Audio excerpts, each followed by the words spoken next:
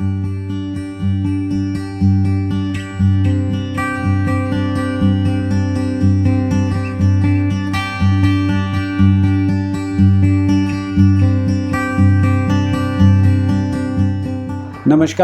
Arthritis foundation of India के आज के इस वीडियो में हम बात करेंगे एक बेहद कॉमन टॉपिक के बारे में, जिसको बोलते हैं वर्टाइगो, यानी कि डिजीनेस, यानी कि चक्कर आना। चक्कर आने की जो विषय है ये बेहद टेढ़ी विषय है, क्योंकि ये एक सब्जेक्ट को डील नहीं करती, यानी कि खाली हड्डियों की बीमारी नहीं है, खाली गर्दन की बीमारी नहीं है, ये मल्टी डिसिप्लिनरी इशू है। यानी कि ये ऑर्थोपेडिक्स का भी इशू है, ईएनटी का भी इशू है, ऑफ्थेल्मोलॉजी का भी इशू है और ये न्यूरोलॉजी का भी इशू है। तो ऐसी स्थिति में जबकि हम वर्टाइगो के बारे में बात कर रहे हैं, तो यूँ समझिए कि इसके मुख्य कारण क्या हैं। आमतौर पर वर्टाइगो सर्वाइकल स्पॉन्डिलाइटिस की वजह से भी होती है, यानी कि गर्दन में हड्डियां बढ़ जाती हैं, डिस्क खिसक जाती है, बैलेंस बिगड़ जाता है, गर्दन के मूवमेंट्स ऑल्टर हो जाते हैं, इसकी वजह से वर्टाइगो होता है, चक्कर आते हैं। और आमतौर पर ये ऑर्थोपेडिक सर्जन ठीक करते हैं।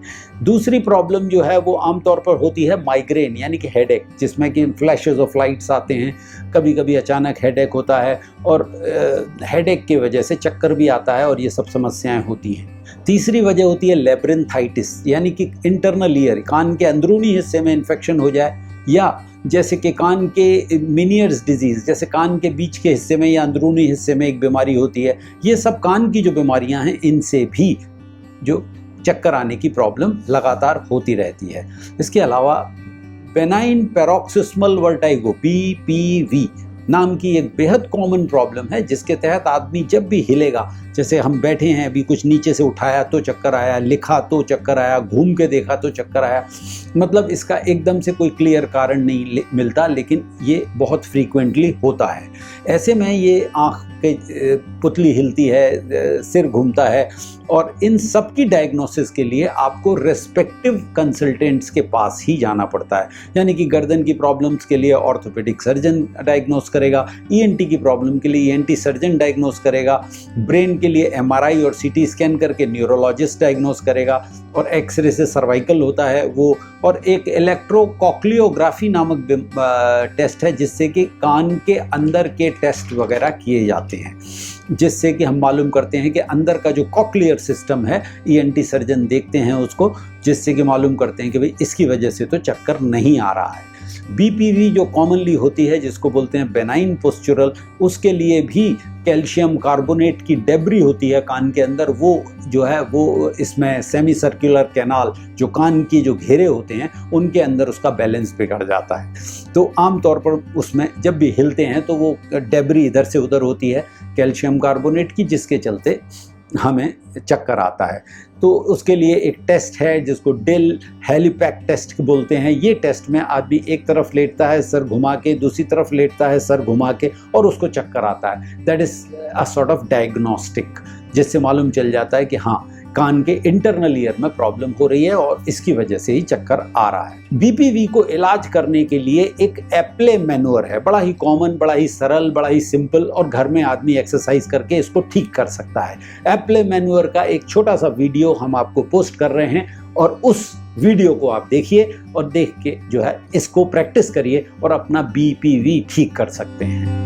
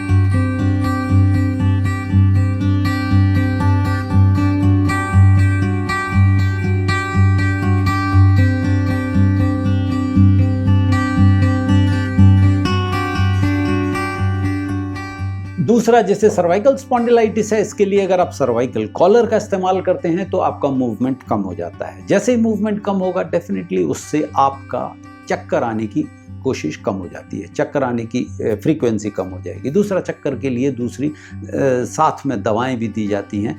और दूसरा, वर्टाइगो की स्पेशल एक्सरसाइजेस होती हैं, यानी कि सिर में जिन वजहों से, जिन मूवमेंट्स में जिन दिक्कतों से आपको चक्कर आ रहा है, वही मूवमेंट्स बार बार करने हैं, जिससे कि आपका दिमाग, आपका कान, आपकी सोच उन चक्करों, उन मूवमेंट्स के लिए यूज्ड टू हो जाएगी, तो फिर वो चक्कर आना बंद हो जाएंगे। वो सॉर्ट ऑफ बैलेंसिंग एक्सरसाइजेज हैं। बैलेंसिंग एक्सरसाइजेज का एक छोटा सा वीडियो आपके सामने है, जिसमें कि आपको 5-6 वो एक्सरसाइजेज जो बेहद सिंपल हैं, जो आप घर में कर सकते हैं और बैलेंस कर सकते हैं, जिससे वर्टाइगो को फाइट कर सकते हैं। Here are they. वो एक्सरसाइज है जिसमें पेशेंट को चक्कर आते हैं, उसकी कुछ एक्सरसाइज है, 5-6 एक्सरसाइज है जो बेसिक जो पेशेंट कर सकता है खुद से। एक्सरसाइज नंबर 1 आइसोमेट्रिक एक्सरसाइज है। आपको ऐसे रखना है साइड में, फिर इधर प्रेशर डालना है। 1 2 3 4 5 6 7 8 9 10। रिलैक्स होना है। फिर लेफ्ट साइड 1 2 3 4 5 6 7 8 9 10। फिर रिलैक्स होना है। ऐसे ऐसे 10 टाइम्स दोनों साइड करना है। फिर आगे की साइड 1 2 3 4 5 6 7 8 9 10। फिर पीछे 1 2 3 4 5 6 7 8 9 10। फिर 1 मिनट के लिए रिलैक्स होना है, लंबी लंबी सांस लेनी है। फिर उसके बाद में नेक को मूव करना है लेफ्ट साइड में, पूरा मूव करो। शोल्डर की तरफ देखना है, गर्दन को आगे नहीं झुकाना है, होल्ड करना है। 1 2 3 4 5 6 7 8 9 10। फिर इधर 1 2 3 4 5 6 7 8 9 10। ये भी 10 टाइम्स करनी है। फिर उसके बाद ये थर्ड एक्सरसाइज है। थंब को ऐसे सामने रखना है बिल्कुल, और थंब के टिप को देखना है, और नेक को मूव नहीं करना, केवल आई बॉल को।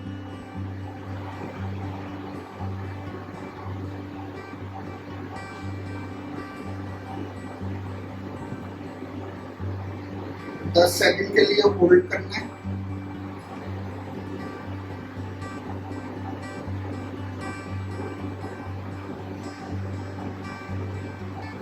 फिर अपनी दूसरी साइड लेके जाना है धीरे धीरे।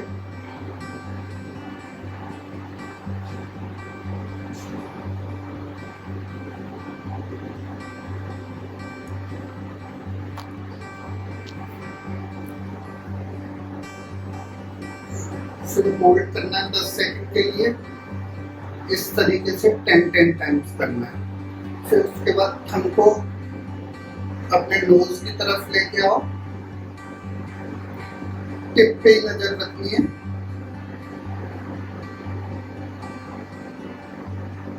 फिर यहाँ 10 सेकंड के लिए होल्ड करो।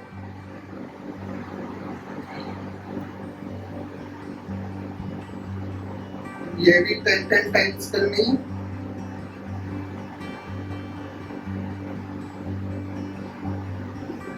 फोर्थ एक्सरसाइज,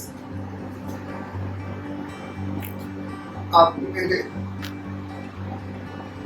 ऐसे क्रॉस में देखना है, ऊपर नीचे, ऊपर नीचे, ऊपर नीचे।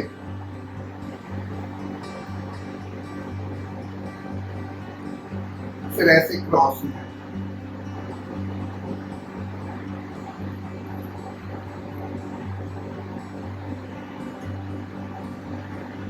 दूसरा तो बॉल की तरफ देखना है, नेट का कोई मूवमेंट नहीं करना। और 5th एक्सरसाइज है बैक पे लेट के सिराने की साइड गर्दन को ऐसे 2 मिनट के लिए ऐसे लटकाना है बिल्कुल फ्रीली।